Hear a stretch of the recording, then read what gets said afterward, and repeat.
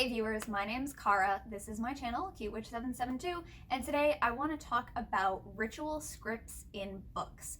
This is a little bit of a multifaceted video. There's kind of two topics within it, but I want to talk about people thinking that books are telling us what to do and using ritual scripts in books as inspiration or education for their educational value and what they can tell us about the perspective that book is coming from.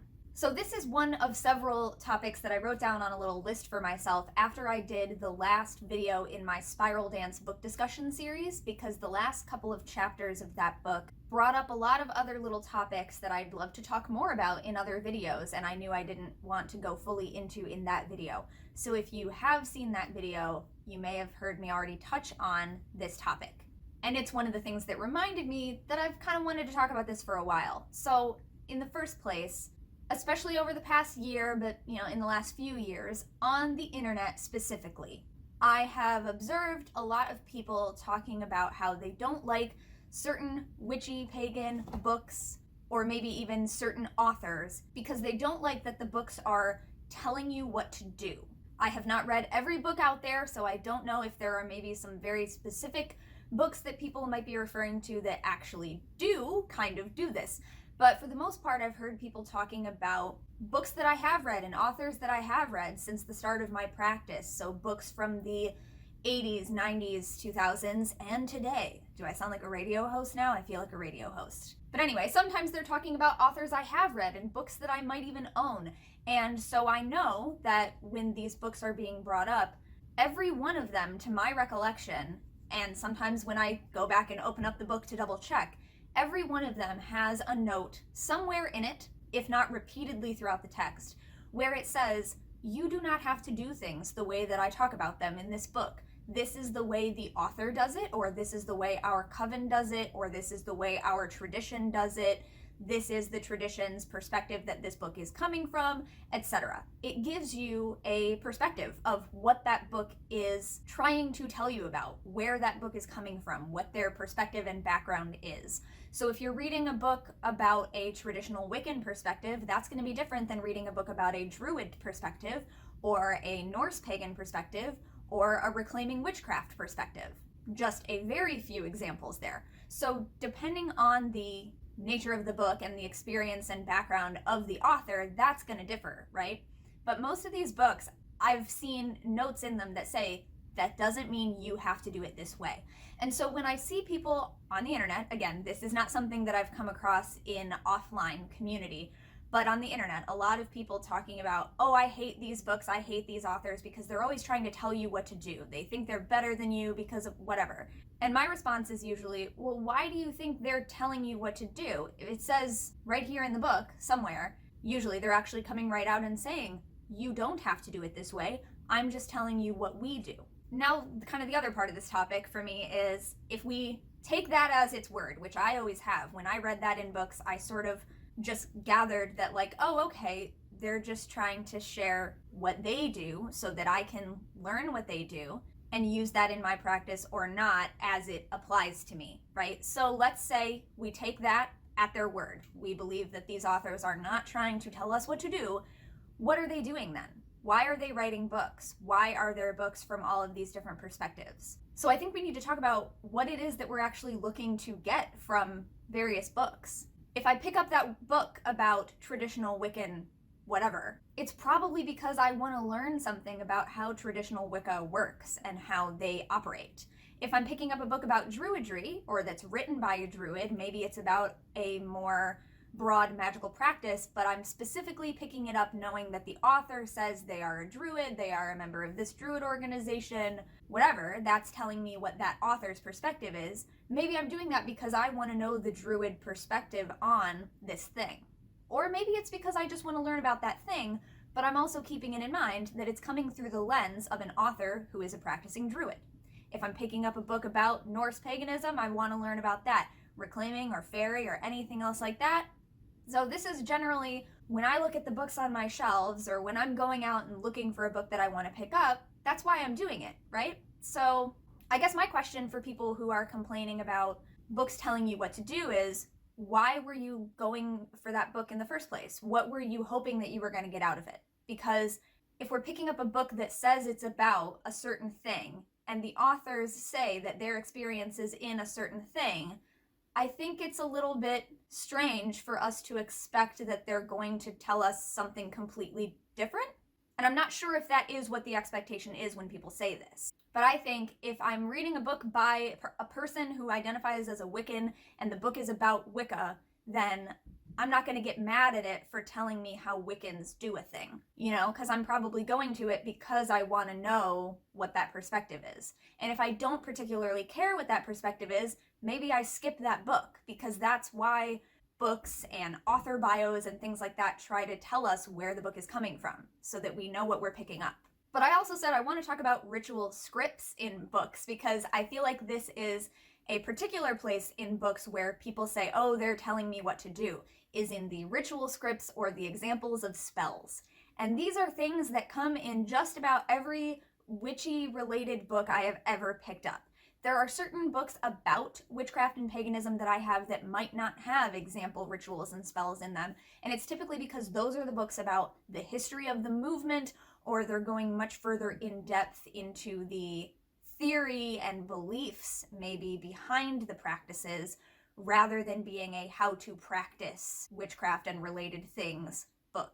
But any book that I've sort of picked up over the years that is trying to teach you how to practice a thing, and again, this maybe is about knowing how to look at a book and find out what it is trying to teach us.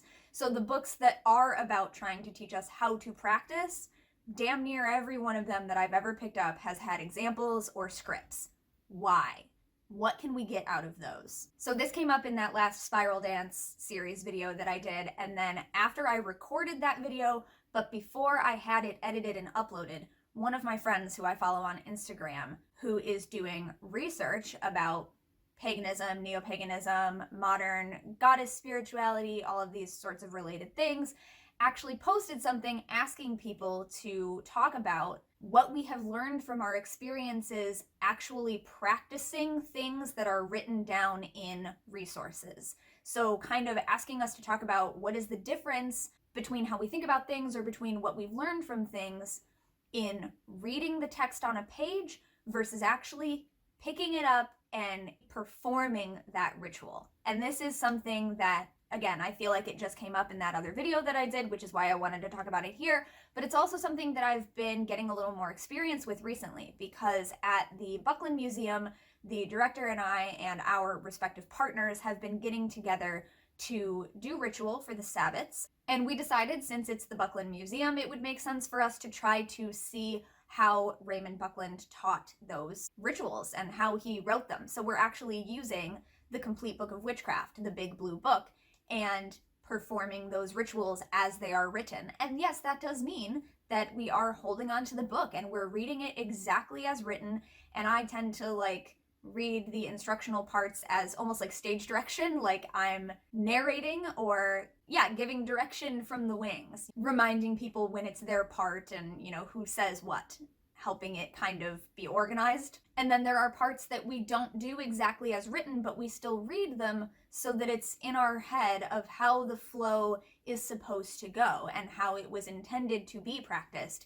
Even if, for example, instead of having 4 different candles, one at every quarter, even if we take one candle around to each of those 4 quarters, we're still saying the words that were written for each of those 4 quarters, but we only have 1 candle instead of 4, and then it ends up on the altar at the end instead of leaving them around the space. So even if we are making little adjustments for ourselves based on what we have or just what makes sense in our space, we're still reading through the ritual as it was written to learn how it's done. Why are we doing that? Why do we care? So for me, I'm pretty much never going to, I think, end up wanting to practice all of my rituals exactly the way that they're written in anyone's book, to be quite honest, whether it's Big Blue or the Spiral Dance or, anything. The way that I do my practice is much more spontaneous and a little bit improv, but I've absolutely learned things from all of the different books that I've read over the years. So there might be ideas or concepts that I've picked up from different authors, different traditions, their different perspectives that I have made into the way that I practice personally. But what I enjoy getting out of actually performing the ritual scripts, like as written, more or less, again, with maybe some adjustments for your actual space and what you have, is that I'm learning how that person did their rituals, or how that tradition was being taught by this person or their coven. I'm getting a chance to feel in my body and in my mind and in my emotions as I'm going through it what they were intending for people to get out of it, hopefully, right? Maybe I'm not getting exactly what was intended, but if I act something out, by which I mean actually do it, I don't just mean playing the role, I mean doing the ritual. If I'm doing that and I'm not getting something out of it that I feel like was intended, or just that, isn't what I particularly want, that's when I will say, okay, well, now I know because I've tried it. But I can tell you, and this is what I said to my friend who was asking people for input on Instagram, when I have started actually doing ritual scripts as written to try them out, I have found many times that a couple of different things might happen. On the one hand, there are things that when I have read them on the page or on my screen or whatever it is, I have thought, oh my goodness, this is so beautiful. I love this wording. I love this phrasing. This sounds wonderful. And then I use it in a ritual and it just falls flat. And I'm like, oh, okay. Or I realize that like when I'm actually doing it, there's something missing for me that would make it feel better. Maybe I feel like, oh, I have to add something, or I have to do this a different way, or I want to start in a different direction or whatever, and then it'll make more sense to me because of whatever is already going on in my personal associations. But I do the ritual as it is written so that I can figure that out. Then on the other hand, there are things that when I have read them on the page or on my screen or what have you, I have thought, I don't know about this. This seems cheesy. This seems corny. This seems bleh. But I'm going to do it because I just want to learn how it's done, how it's supposed to go together, whatever. And then when I have actually performed it, it blows my mind how great how effective, how beautiful it really is. So I have had this happen in both directions, where things I thought I was going to love on the page, I don't love in actual practice. And things that I thought were going to be really just kind of dumb on the page turn out to be beautifully effective in practice. And then I'm like, oh, now I get why people have been doing it this way for years, because it's actually so much nicer, and it feels so much more powerful when you're actually doing it than when you're just reading it on the page. So I can't guarantee that that's going to happen for you, either direction, but I can say that I have had both of those experiences. And I feel like I get a lot out of that, because maybe sometimes I'm missing something by just reading the book that I wouldn't know that I would have gotten out of it something really positive and great if I had never performed it. And I'm also learning things that I think are going to be great when I read them might not be. So I'm learning to maybe be a little bit more discerning with how I read. I'm learning what kind of matters to me in my actual practice, so that if I am just reading through something, maybe I can start looking for cues that would tell me this will work for me because it has this element that I have discovered through trying it out is really important to me, or, whatever the case may be. So I feel like this is relevant just because without people on the internet going into a ton of detail when they say these things, like, oh, I hate these whatever because they tell you what to do, without people going into detail about what they mean by that, my best guess is often the things like ritual scripts and spell examples, which are there for reasons, because they are there to teach us what that author, tradition, coven, etc. perspective is, so that we can learn by reading it. So it's making that information accessible to us. It's really not that different than if you were to go to an individual person's blog and they have written a little script of what they did for their ritual. And if you don't have a problem going to a blog or asking your friend what they would do, and you don't think that that's them telling you what to do because they're just giving you suggestions and you're free to do it or not as you will, then why do we not respond the same way when it's a published book? Why do we not also understand that we don't have to do those things, and someone saying it in a book doesn't mean they think you have to do it? They might just be saying, if you are a member of our coven, this is how we do it. Or if you are going to join this tradition, this is a thing that this tradition does, and therefore, yeah, maybe you would be doing this if you are part of this tradition. But if we're not, it doesn't apply to us. So it's just about learning what their perspective is. It's not telling us we have to do it. And with the spell examples too, it's like, I think a person could tell you all day long, you can do whatever you want. You can do whatever you want for a spell. You can use a candle. You can use a string. You can use a penny. You can use a rock. Go, have fun.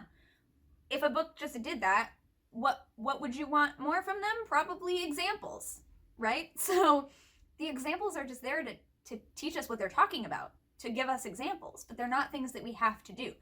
Sometimes I've heard people say, like, because they give you a specific recipe, they feel like they're telling you what to do because they're saying it has to be a certain way.